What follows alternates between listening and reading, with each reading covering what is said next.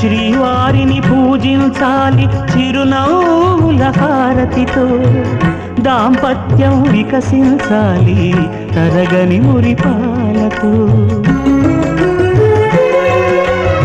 దాసి నీవై ప్రేయసి నీవై నీవే తన ప్రాణమై, నిండు ప్రేమను తనకందించు నూరేళ్ళు నడిపించు.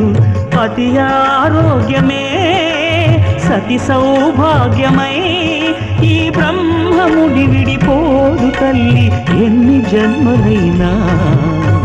మగని హృదయం మమతల నిలయం, మగువకే దేవాలయం. మగని హృదయం మమతల నిలయం, మగువకే దేవాలయం.